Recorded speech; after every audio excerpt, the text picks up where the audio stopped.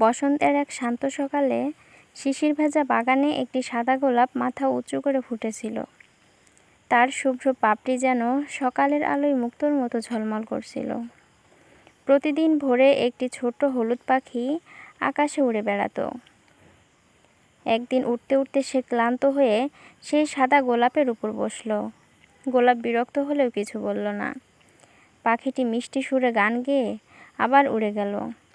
পরদিনও সে এলো, তার পরের দিনও সে এলো। ধীরে ধীরে তার প্রতিদিনের এই গান, গল্প, দেখা যেন তাদের অভ্যাস হয়ে গেল। পাখিটি আকাশের গল্প শোনাতো, মেঘের গল্প শোনাতো, দূরের পাহাড় আর নদীর গল্প শোনাতো, আর সাদা গোলাপ সে গল্প নীরবে শুনত। দিন যেতে যেতে হলুদ পাখির মনে জন্ম নিল এক গভীর ভালোবাসা। এক সকালে পাখিটি সাহস করে বলল, সাদা গোলাপ, আমি তোমাকে খুব ভালোবাসি, তুমি কি আমার হবে? সাদা গোলাপ কিছুক্ষণ চুপ করে রইল। তারপর মৃদু হেসে বলল, অসম্ভব, আমি তোমাকে ভালোবাসি না। পাখিটির চোখ ভিজে উঠল। তবুও সে জিজ্ঞেস করলো, তাহলে কি করলে তুমি আমাকে ভালোবাসবে? সাদা গোলাপ শান্ত গলায় বলল, যেদিন আমার সাদা পাপড়িগুলো রক্তের মতো লাল হয়ে যাবে, সেদিন আমি তোমাকে ভালোবাসবো। পাখিটি বুঝতে পারল এমন দিন কোনোদিনও আসবে না। তবুও সে প্রতিদিনের মতো গোলাপের কাছে আসা বন্ধ করল না। দূর থেকে তাকে দেখত, তার জন্য গান গাইত, মনে মনে প্রার্থনা করত গোলাপ যেন সবসময় ভালো থাকে। একদিন বিকেলে আকাশে উড়তে উড়তে হঠাৎ এক শিকারী লোক তার ডানায় তীর ছুঁড়ে মারল। তীরটি এসে পাখিটির ডানায় বিঁধল, রক্ত ঝরতে লাগলো।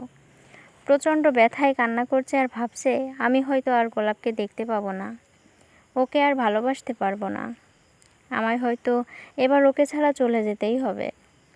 এসব ভাবতে ভাবতে চেষ্টা করতে থাকে উড়তে উড়তে সে সাদা গোলাপকে দেখার। রক্তাক্ত শরীর নিয়ে শেষ শক্তিটুকু দিয়ে সে উড়ে এলো সেই বাগানে। কান্না ভেজা চোখ আর রক্তাক্ত শরীর নিয়ে সাদা গোলাপের উপর বসলো। পাখিটির শরীর থেকে ঝরে পড়া সেই রক্ত সাদা গোলাপের প্রতিটি পাপড়ি রক্তের মতো লাল হয়ে উঠল। গোলাপ অবাক হয়ে তাকিয়ে রইল। তার মনে পড়ল নিজের বলা সেই শর্তের কথা।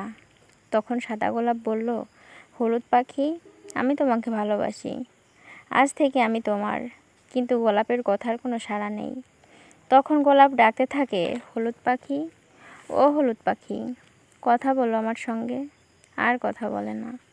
সাদা গোলাপ দেখে পাখির নিথর দেহ আর কাঁদতে কাঁদতে বলে, হলুদ পাখি, তুমি তোমার শরীরের রক্ত দিয়ে আমাকে লাল করে দিলে, আমাকে ছেড়ে যেও না, আমি কষ্ট পেতে চাই না, একটু ভালোবাসো আমায়।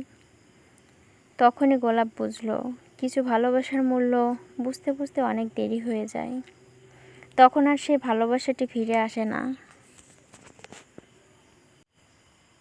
গল্পটিতে পরের পর্ব পেতে আমাদের সঙ্গে থাকুন এবং শেয়ার করুন, সাবস্ক্রাইব করুন।